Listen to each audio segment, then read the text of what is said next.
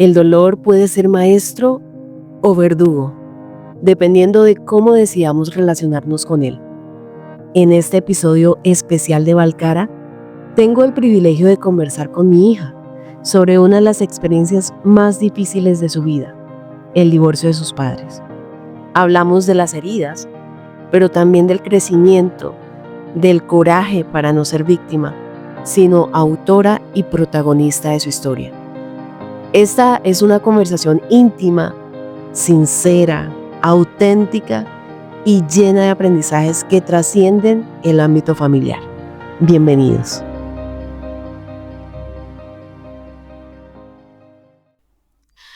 Dani, ¿quieres transportarte al 2019 conmigo? Dale. ¿Cómo lo vamos a hacer? A ver, yo tengo este diario que a mí a ver, te doy contexto. Cuando yo tenía 15 años, una profesora de filosofía nos dio un trabajo para todo el año. En este trabajo teníamos que escribir todo lo que se nos pasara por la cabeza.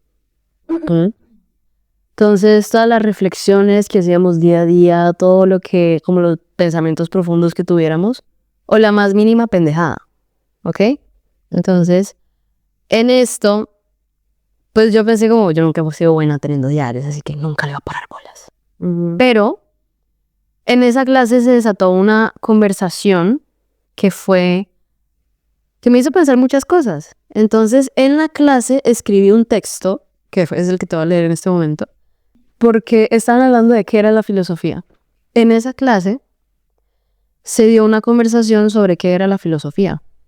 Entonces empezaron a hacer como un montón de acotaciones sobre qué era filosofar y todo este tipo de cosas. Entonces, mientras yo escuchaba, empecé a escribir esto. Porque en la filosofía los filósofos cuestionan todo. ¿Qué es esta necesidad de saberlo todo? Cosas como ¿por qué los cumpleaños son tan importantes? O ¿por qué y para qué se mueven las cosas? Es como la necesidad que tenemos de creer en un Dios. Tenemos la necesidad de controlar todo lo que nos rodea. ¿Por qué? Imagino que es porque tenemos miedo a que algo pueda dañarnos. Creo que inconscientemente sabemos que somos frágiles. O simplemente queremos saberlo todo. Tener las respuestas. Porque si lo supiéramos todo, tendríamos el poder, ¿verdad? Pero, ¿para qué nos sirve el poder? Después de todo, una pregunta siempre nos llevará a la otra. Y en algún momento se repetirá el ciclo. Aunque imagino que es bueno cuestionar estas cosas. Por alguna razón, ahora comprendo las palabras de un amigo, obsesionado por comprender el comportamiento humano. Ya sabemos cómo se comportan los animales, porque los investigamos, pero no comprendemos nuestros propios comportamientos. Imagino que somos demasiado raros, o simplemente no sabemos expresarnos. Pero, ¿cómo queremos que nos entiendan si no sabemos explicarnos? Sé que en algún momento llegaremos a una pregunta que no tendrá respuesta aparente. Y esa persona que llegue a esa pregunta llegará a la demencia buscando su respuesta. Igual, siempre habrá un porqué por delante. Después de todo, la vida es una pregunta que muy poco se hace. Desde ahí yo empecé a escribir no todos los días, porque no todos los días me la pasaba en estas, porque no soy buena para los diarios, pero empecé a escribir muchas cosas que me cuestionaba.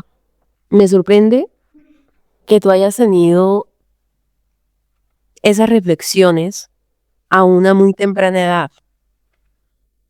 Esas reflexiones las tuviste en un colegio que obviamente no es un colegio común y corriente. Porque en la mayoría de colegios comunes y corrientes no se enseña a vivir. Se enseña simplemente contenidos. Y es como, apréndete ese texto de memoria y ya hazlo. Pero el hecho de que tú tengas o que esa profesora de filosofía te haya dado una herramienta como el journaling, así se llama, que es una herramienta en la que tú empiezas a escribir tus pensamientos y comienzas a cuestionarte todo sobre la vida. Es una herramienta muy buena que muy pocas personas la tienen. Que yo también la tuve desde muy pequeña porque siempre he tenido como el hábito de escribir y el deseo o sea, como el hobby de escribir. pero lo vine a utilizar de manera terapéutica únicamente después del divorcio. Únicamente después de los 38 años. ¿Por qué? Porque a mí la religión no me enseñó a conocerme. A mí la religión me enseñó a conocer un libro, que es la Biblia, y esa Biblia obviamente presenta a un Dios. ¿Perdón? Y a seguir ejemplos.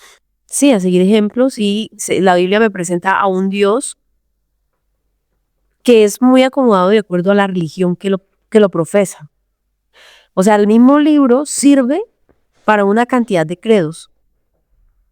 Cristianos, evangélicos, adventistas, pentecostales, testigos de Jehová, etcétera, llámese lo que sea.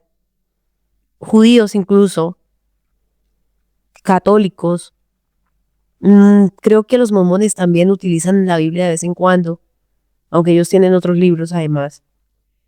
Pero todos tienen el mismo libro, y sin embargo todos tienen una interpretación diferente, y todos creen que tienen la verdad absoluta. Creen que tienen la verdad absoluta. Y todos ellos vienen y se enfrascan en unas conversaciones los unos contra los otros de yo tengo la razón. Pero esa razón no es sobre la vida. Esa razón no es sobre ellos mismos, no es sobre el autoconocimiento, o como tú decías ahí, cómo actúa el ser humano. No es no es una conversación sobre cómo nos estamos comportando. Yo como marido, yo como esposa, yo como madre, yo como hijo, cómo trato a mis hijos, cómo trato al otro. No hay una reflexión sobre eso. La reflexión es cuál es la verdad. Y normalmente es una verdad fuera de algo externo, algo que ocurre afuera, no algo que ocurre adentro. Entonces, el hecho de que alguien más, desde el colegio, porque pues tú fuiste educada en casa, con una familia cristiana, encuadrada dentro de un credo que de alguna manera te impide ir más afuera o buscar otras respuestas, porque si las buscas, seguramente eres cuestionada porque no estás confiando en lo que deberías confiar y eres juzgada. Entonces, que en el colegio te hayan puesto esta herramienta y te hayan dado el journaling, me parece algo muy bonito que te haya pasado a esa edad. Y sobre todo porque fue muy útil, porque desde ese momento yo empecé entendí que podía utilizarlo como una forma de expresión por escrito. Porque sobre todo es algo que desarrollé literalmente desde que discutía con mi papá. O bueno, al menos yo lo interpreto así. Que cada vez que yo discutía con mi papá era como, yo llegaba convencida de una idea. Y yo llegaba convencida, tengo razón por esto, por esto. Y entonces yo venía y me disponía a discutir con él. Y tú sabes, mi papá cómo es. Que es así padre de la racionalidad. Entonces él era como, a ver, primero que nada, no me haces la voz, te me calmas y me dices con fundamentos por qué me vienes a discutir. Entonces uno que es pasional, humano y tiene sentimientos, venía así, y adolescente. Es que yo no entiendo, ¿por qué tú me tratas así? Es que estoy harta y me quiero ir. Entonces que mi papá, a ver, primero que nada, te me calmas, no me haces la voz. Y me dice que entonces uno tenía como que recuperar la compostura. Y al final de la discusión, yo nunca tenía la razón. Al final de la discusión, yo básicamente había hecho un drama de la nada. Una tontería. Problemas de adolescentes. Yo nunca pensé que la adolescencia te iba a pegar tan duro. Y yo me quedaba como, no, sí, tan pendeja yo. O sea, como es mi culpa porque yo me pongo a tener este tipo de crisis tontas en vez de decir, juepucha, algo anda mal, porque yo estaba muy segura de que lo que yo... Y entonces, claro, ahí yo desarrollé algo que es la frustración de no tener la razón porque me voltean la arepa, me pone a llorar. Y por eso cada vez que yo tengo una discusión con alguien lloro. Porque me dejo llevar tanto por la rabia y por la frustración de no saber expresarme cuando estoy viviendo esas emociones. Y sobre todo que casi siempre al final me volteaban la arepa, que yo me ponía a llorar como, ¿por qué no logro hacerme entender? Entonces el papel para mí fue como, suéltalo. Te ayudaba a poner las ideas claras, en orden. Y ni siquiera, bueno, en realidad sí, porque muchas veces yo estaba ahogada en llanto y me sentía re mal. Y lo único que hacía era ni siquiera fluir ideas, sino palabras en mi cabeza. Y yo pensaba un montón de cosas al mismo tiempo y yo decía, pucha, es que no logro organizar mi cabeza. Entonces yo agarraba mi celular y empezaba a escribir. Y poquito a poquito, tú, en uno de mis textos en depresión, tú empiezas a leer y empiezas a leer un montón de frases al azar y después poquito a poquito se van armando en una idea principal que explica yo por qué me estaba sintiendo mal. Es como que el papel decía, a ver, lánzame los conceptos y yo los voy organizando. Entonces poquitico a poquitico, mientras iba escribiendo y tal, se iba organizando todo en ideas claras. Claro, porque primeramente, pues somos como caos, ¿no? Y al empezar a escribir, empiezas a organizar. Y a ver más allá de decir, ¿será que sí? No, y de hecho, mira, escucha esto. Esto es otro que escribí. Hay momentos en los que uno está solo y se siente mal. Y tiene ganas de llorar. Y lo único que puede hacer es poner música y llorar. Porque es temprano en la madrugada y todos duermen. Y uno no considera que esa crisis existencial vale tanto la pena para despertar a alguien. Uno simplemente se consuela diciendo, ¿qué va a pasar? Que todo va a estar bien mañana. Aunque eso no se lo trague ni uno mismo. Son esos momentos en los que uno se pone a pensar y a quejarse de la vida, de lo que le tocó pasar a uno y se da cuenta de muchas cosas. Por ejemplo, que hay gente que la pasó peor que uno y sobrevivió. Y se dice a uno mismo, ¿por qué me quejo tanto si hay gente que la pasó peor que yo? Pero uno simplemente no puede evitar sentirse mal. A uno no le enseñan en los colegios cómo afrontar un divorcio o cuando es pequeño, ni a vivir un desamor. Simplemente no existen manuales para eso. Esos momentos en los que la tristeza es tan grande que uno solo puede llorar desconsoladamente como si no hubiera un mañana, desahogarse en paz, ahogado en la pena, sin que nadie lo juzgue. Después de todo, mañana nadie lo sabrá y la vida seguirá, con un montón de risas, algunas reales, otras fingidas. Entre tanto, uno simplemente va a llorar con música de fondo. Después de todo, la tristeza nos hace sentir vivos, porque si no nos sintiéramos mal, no tendríamos ganas de morir. De este texto me sorprenden varias cosas. Y me sorprende, primero, cómo tú, a una edad de 15 años, que fue cuando escribiste ese libro, ese texto, reconoces que no eres la única que estás pasando por tristeza, sino que hay otros que lo han vivido incluso antes que tú. Esto lo digo porque a mí me pasó y porque yo lo veo constantemente con las personas que trabajo, con sus comunidades, con las personas de mi propia comunidad. Y es todo el mundo cree que cuando está pasando un momento triste, nadie lo va a entender. Y aquí hay un tema y son los niveles de dolor. ¿Cuánto le duele algo a alguien? El dolor es algo muy subjetivo. Y cuando nosotros estamos sufriendo y tenemos un dolor muy fuerte en el corazón, tendemos a creer que somos los únicos. Tendemos a creer que somos los únicos que estamos pasando por una situación difícil. Entonces, darse cuenta que no es así, que efectivamente hay otras personas, tarda mucho tiempo. Yo lo descubrí después del divorcio. Años después. Pero tú lo descubriste a una edad de 15 años con una herramienta, el journaling.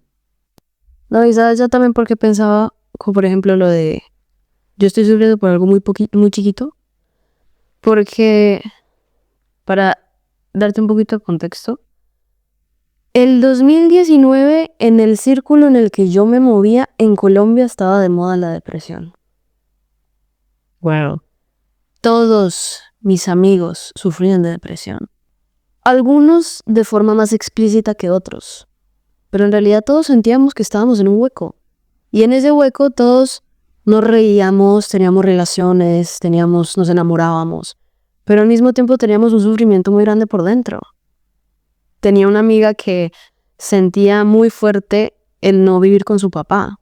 Y el hecho que fue rechazada toda su vida. Y eso le causaba depresión. Y aún así era una de las personas que más me hacía feliz en la vida. Tuve un mejor amigo que estaba sumido en la depresión porque no se encontraba a sí mismo. Y todos esos medios me hicieron ver, hay realidades mucho más duras que la mía. Porque mi realidad en ese momento era, crecí en un lugar que a mis ojos fue perfecto. Mamá, te agradezco porque mi infancia fue hermosa. Yo amé mi infancia.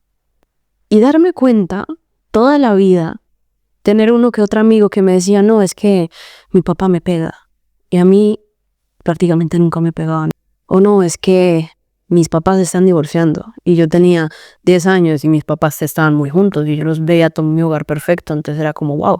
Toda la vida, todo el mundo a mi alrededor siempre había tenido problemas y a mí nunca me había tocado. Entonces para mí eso era muy ajeno a mí.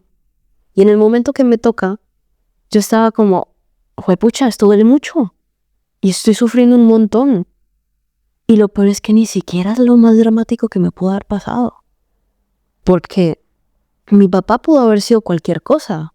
Mi papá fue un excelente papá, sí, con sus detalles y que obviamente me dejó mis traumas porque cada persona es diferente, pero mi papá nunca me pegó.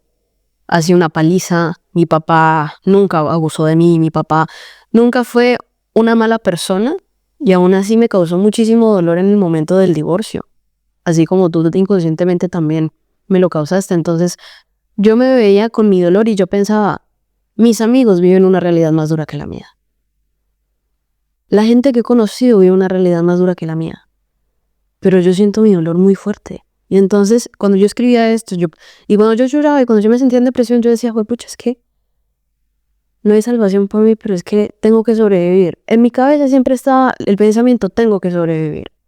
Porque si hay gente que sobrevive a cosas mucho más duras que esta, yo no me puedo dejar ir por esto.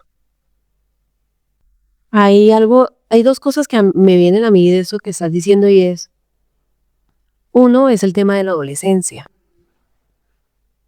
La adolescencia suele ser duro para la mayoría de las personas, porque todo se vuelve más difícil, porque estamos aprendiendo a salir del cascarón y nos enfrentamos a la realidad de la vida y a preguntas existenciales, como decir, ¿quién soy yo? ¿Para dónde voy? ¿Qué tengo en la vida y qué no tengo? ¿Qué creencias voy a tener? Etcétera. Entonces, en ese momento es un momento bastante dramático para la mayoría de personas. Y entonces es común que a esa edad las personas suelen enfocarse en lo negativo que les pasa. Pero como tú dices, en el fondo no es tan terrible. Y ahí hay un aprendizaje grande. Y ese aprendizaje es uno, a darnos cuenta que nada es tan terrible como parece. Porque tenemos que empezar a educar nuestra mente. No, es que también precisamente eso es la depresión, ver todo más dramático de lo que es. Ver que todo no tiene una solución cuando la realidad sí la tiene, solo hay que buscarla bien. Exactamente, pero es una educación de la mente. Y es vital, muy trascendental, aprender a hacerlo en ese momento porque de ahí en adelante, todo lo que tú hagas en la vida hasta cuando te mueras va a depender de ese aprendizaje. Si nosotros nos dejamos llevar por pensamientos negativos, después, entre más años pasen, más expertos nos vamos a volver en eso. O sea, haz de cuenta que cada cosa que nosotros hacemos se va a convertir en un patrón. Y ese patrón a nivel neuronal comienza a convertirse en una práctica que es que nos entrenamos. De tanto repetirla, es difícil romper el patrón. A esa edad todavía no están tan fuertes, digamos, los patrones. Por eso es que es más fácil que cambie un joven a que cambie una persona ya mayor. Entonces, en ese momento, la herramienta es aprender a fijarnos en que las cosas no son tan terribles como parecen, primero, y segundo, que tú tienes el poder de elegir. Entonces, hay algo aquí que quiero compartirte hoy y es, todo en la vida, nosotros podemos sentarnos a decir, ¿esto está bajo mi control o no está bajo mi control? Aprender a identificar qué está bajo tu control. Entonces, no estaba bajo tu control a la edad de 15 años el divorcio de tus padres. No está bajo tu control, no sé, que hayas vivido una calamidad, por ejemplo. Imagínate que hay personas que viven una inundación natural, como los de la Dana ahora en España. Eso está fuera de su control. No hay nada que hacer. Y hay otras cosas que sí están bajo nuestro control. Y bajo nuestro control están los pensamientos que tenemos. Entonces, ¿de qué manera yo voy a actuar frente a esa situación? Las situaciones no están bajo nuestro control, pero sí está bajo nuestro control de qué manera voy a reaccionar frente a esa situación. Entonces, si yo empiezo a buscar mi mente y comienzo a decir, ¿esto está bajo mi control o no? Por ejemplo, si tu novio te es infiel, ¿eso está bajo tu control? No, porque es otra persona. Tú no puedes controlar a otros, no puedes controlar sus pensamientos, no puedes controlar sus acciones, no puedes controlar nada de lo que esa persona haga o diga. Entonces no está bajo tu control. ¿Qué hay que hacer en ese caso? Empezar a ejercer la aceptación. Ya acepto que mi novio me fue infiel. No hay nada que yo pueda hacer ahí. Está más allá de mi control. Lo acepto. Y aceptarlo no significa que tú tengas que quedarte. Tiene que venir un segundo paso. Es como, tú decides cómo lo vas a tomar. Tú decides cómo lo vas a vivir. Exacto. Que se mezcla algo con lo que estoy viviendo actualmente, y es que por X o Y decisión que yo haya tomado, viene gente y se enoja conmigo. Y entonces yo tengo dos opciones frente a esta situación. O amargarme y venir a mendigar de no, perdóname, porque hice esto y te di. O tomar distancia, darle el tiempo a la persona y decirle, mira, o sea, toda la vida me vas a tener que ver por X o Y. Tenemos el mismo círculo de amigos, hay cumpleaños, hay fiestas, hay navidades, hay fines de año. Por X o Y me vas a tener que volver a ver en tu vida. Depende de ti cómo lo vas a tomar. Depende de ti si voy a ser el anticristo para ti, o si en algún momento vas a superar la rabia que sientes por mí en este momento y vas a decir, ¿sabes qué? Borrón, cuenta nueva, ya lo superé, te perdono, me perdonas. Tú decides si vamos a volver a ser amigos o no. O sea, es muy tú cómo decides vivirlo. O por ejemplo, si alguien, o bueno, por ejemplo yo, cuando ustedes se divorciaron, me acuerdo que cometí muchos errores y después, y siempre la justificación era como de mi papá sobre todo. Es que tú pasaste por algo que no tenías que pasar, el divorcio de tus padres. Y cuando tenía como 18 años, viene mi papá un día y me dice, Nata, tú no puedes seguir excusándote toda la vida diciendo, no, es que el divorcio de tus padres. Y yo me quedé como, sí, o sea, si yo la embarro, es porque yo la quiero embarrar, sinceramente. Yo sí, la verdad es que nunca me justifiqué tanto como, ay, es el divorcio de mis padres, porque lo tomé como fue algo que pasó y tenía que pasar y ya. Sino que llega mi papá y me dice, no puedes esconderte siempre detrás de excusas, porque eso fue el mensaje. No puedes tomarte excusas siempre lo que te pasó. Y entonces empecé a como a hacerme cargo de sí, si yo la embarré porque la quería embarrar. Y ya después veo yo cómo voy a tomar mi error. Ya después veo yo si voy a tomar mi error como lo peor que pude haber hecho en el mundo, porque es que yo soy una mala persona, porque es que yo no debía hacer estas cosas, porque es que yo con la educación que tuve, con la religión y todo esto, tomé una decisión incorrecta de decir, soy humana, la embarré, no puedo dejar que este error condene el resto de mi futuro, sino que me toca o aprender de él y dejarlo pasar y perdonarme y dejar la culpa, o sumirme en el papel de víctima de, ay, es que por el divorcio de mis padres, después que con traumas empecé a tomar malas decisiones y yo no sé qué. Qué bonito eso que estás diciendo, me siento orgullosa de ti.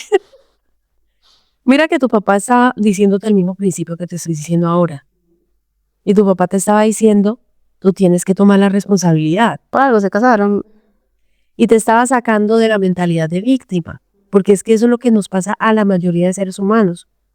Porque vivimos un divorcio de nuestros padres, porque nuestro padre nos abandonó cuando éramos pequeños, porque tuvimos una quiebra económica, porque alguien nos traicionó, por cualquier razón, siempre vamos a encontrar una excusa de algo fatal.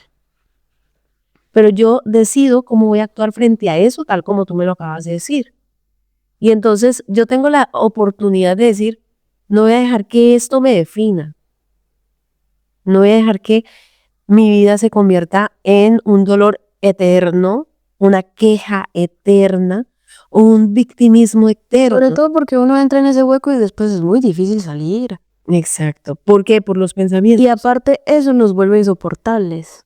Porque si te fijas, todo el mundo le huye a una persona de que, ay, otra vez van a ir a quejarse. Exacto. Ay, otra vez vienes a hablarme del mismo, perdón la palabra, del mismo cabrón que te hace sufrir y después vuelves con él. O como, ay, otra vez está quejándose del mismo problema y la gente se vuelve fastidiosa porque siempre está metida en ese papel de víctima y depresión. Más claro no lo puedo decir, lo acabas de decir. Es eso. Entonces, mira cómo de alguna manera siempre decidimos que está bajo mi control. Y como yo sé que mis pensamientos y mis actitudes están bajo mi control, ahí empiezo a trabajar. Pero déjame decirte otra cosa. ¿Qué?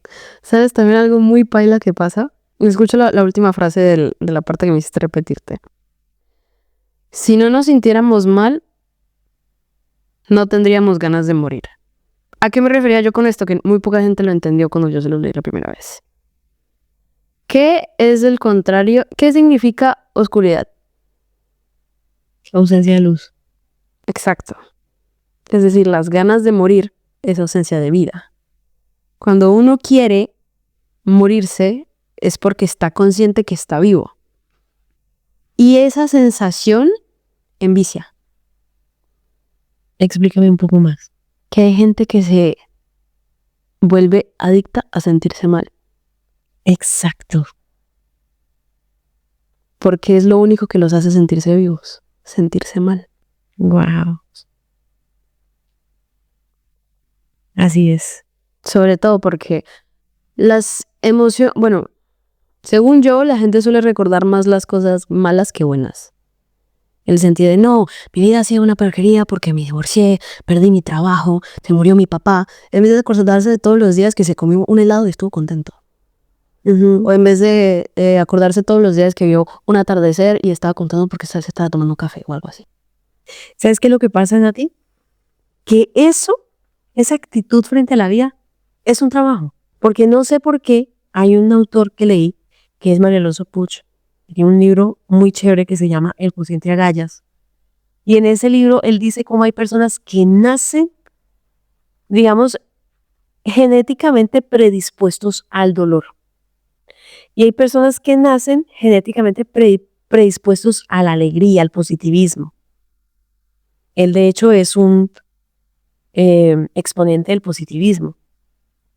Pero independientemente qué disposición tengas tú, es un trabajo que tú tienes en tu mente de decir, yo voy a decidir enfocarme en lo bueno.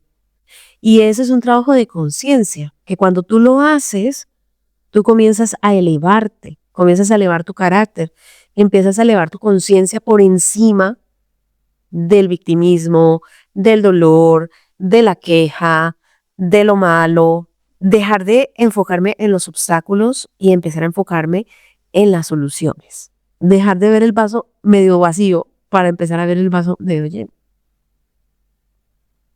No, y es que también la gente, o sea, también creo que como tal nuestro organismo tiene mucha necesidad de sentir emociones fuertes. Pero las dos emociones fuertes son buenas o malas. Si te fijas, es más fácil sentir las cosas malas que las cosas buenas.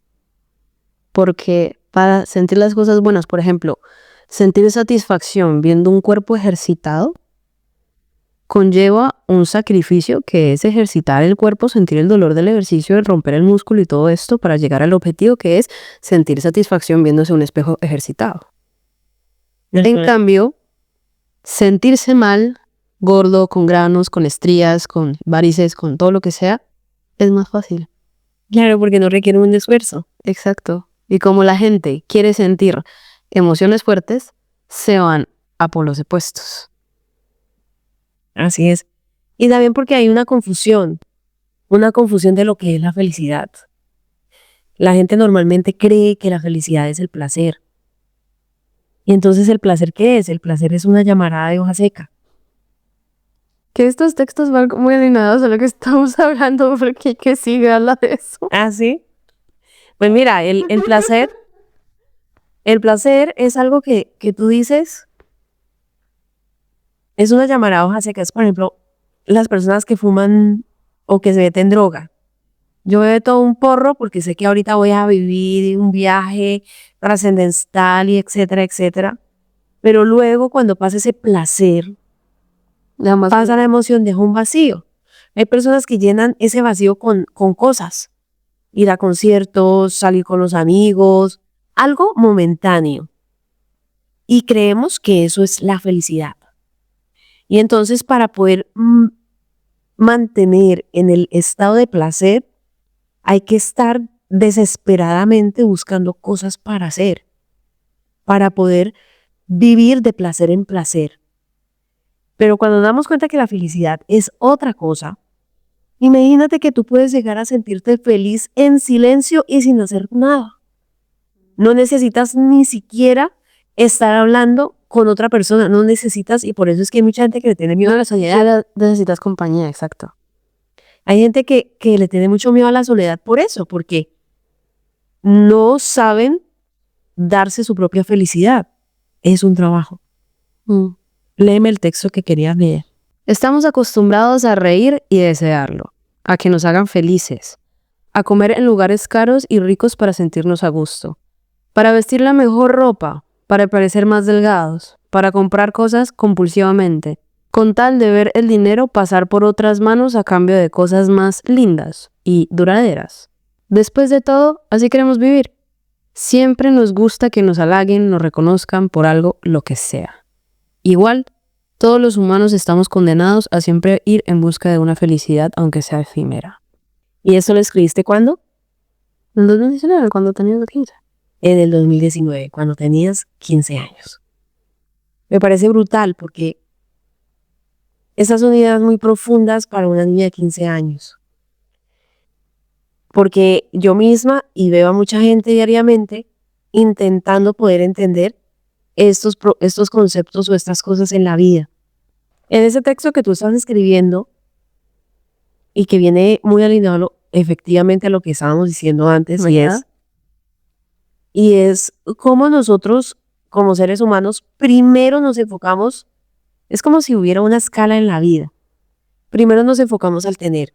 Y entonces, cuando tú crees que tú eres lo que tienes, y si no tienes nada, pues entonces no eres nadie. Que mucha gente cae en eso, ¿no? Que es como, entre más ostentoso me vea, mejor voy a ser y más feliz y más rico y más todo. Exacto. Qué superficiales somos, ¿no? Porque eso fue lo que nos enseñaron. O sea, cada una de estas cosas son construcciones colectivas de una familia, de la sociedad en la que crecimos.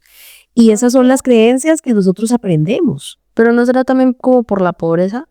No, no tiene que ver con la pobreza, porque hay personas ricas que piensan lo mismo. Sí, yo sé, pero precisamente por eso, porque la gente asume como no es feliz porque tiene que trabajar todo el tiempo, porque se tiene que esforzar, porque tiene que sufrir. En cambio, si tuviera plata sería feliz porque no tendría que preocuparme por esas cosas.